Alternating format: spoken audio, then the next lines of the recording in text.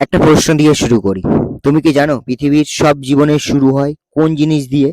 হ্যাঁ, তুমি ঠিকই ভাবছো, জল দিয়ে। কিন্তু জল শুধু পান করার জন্য নয়, এই জলের ভিতরে লুকিয়ে আছে বিজ্ঞান, বিভিন্ন পরীক্ষা, তোমার পরীক্ষার নম্বরও। তাই তুমি যদি ক্লাস 9 ফিজিক্যাল সায়েন্সে চ্যাপ্টার জল থেকে ভালো নম্বর পেতে চাও, তাহলে এই ভিডিওটা তোমার জন্যই। আজকের এই ভিডিওতে আমি তোমাদের দেবো এই চ্যাপ্টারের সবচেয়ে গুরুত্বপূর্ণ সাজেশন, পরীক্ষায় আসার মতো প্রশ্ন আর জল চ্যাপ্টারের সব হট টপিক গুলো। তাই খাতা কলম নিয়ে বসে পড়ো আর চলো শুরু করি জলের ভেতরে রহস্য ভেদ করা। তো ক্লাস 9 জল চ্যাপ্টারের পরীক্ষার জন্য এই কোশ্চেনগুলো আমি সাজিয়ে দিয়েছি। 1, 2, 3, 4, 5 নম্বরের সব আলাদা কোশ্চেনগুলোকে আমি এখানে পুরোপুরি পার্ট বাই পার্ট দিয়েছি। প্রথম দেখে নিই 1 নম্বর প্রশ্ন, ভেরি শর্ট টাইপের। কি কি কোশ্চেন আছে? জলের রাসায়নিক সংকেত কি? বিশুদ্ধ জলের পিএইচ কত? জলকে সার্বজনীন দ্রাবক বলা হয় কেন? কঠিন জল কাকে বলে? ভারী জলের সংকেত।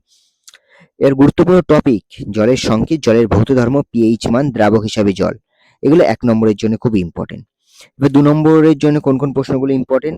অস্থায়ী ও স্থায়ী কঠোরতার মধ্যে দুটি পার্থক্য লেখো। জলের অস্বাভাবিক প্রসারণ কি? ফুটিয়ে জল কিভাবে নরম করা যায়? D2O কি?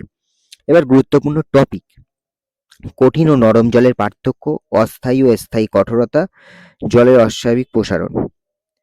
এবার হচ্ছে 3 নম্বরের প্রশ্ন। 3 নম্বরের জন্য কোন কোন প্রশ্নগুলো ইম্পর্টেন্ট? পাতন পদ্ধতিতে কিভাবে বিশুদ্ধ জল পাওয়া যায় ব্যাখ্যা করো। জলের 3টি ভৌত ধর্ম লেখো।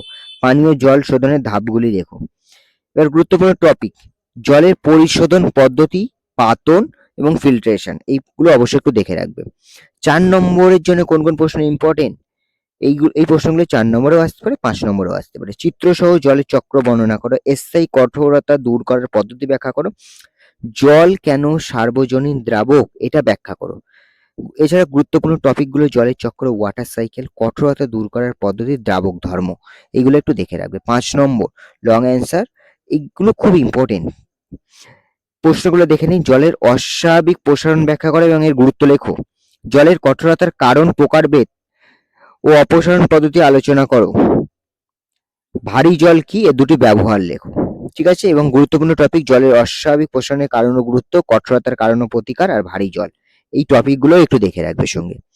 এছাড়া ইম্পর্টেন্ট টপিক একসাথে আমি একটা করে দিয়েছি একসাথে, যাতে তোমাদের দেখতে সুবিধা হয়। জলের রাসায়নিক সংকেত, এইগুলো একটু দেখে রাখবে। জলের ভৌত ধর্ম, রংহীন, স্বাদহীন, গন্ধহীন ইত্যাদি। জলের রাসায়নিক ধর্ম, বিশুদ্ধ জলের পিএইচ মান, জল কেন সার্বজনীন দ্রাবক, ফুটিয়ে নরমকরণ পদ্ধতি, ওয়াশিং সোডা পদ্ধতি, পারমুটেড পদ্ধতি, পাতন ডিস্টিলেশন পদ্ধতি, আর তার সঙ্গে ফিল্ট্রেশন।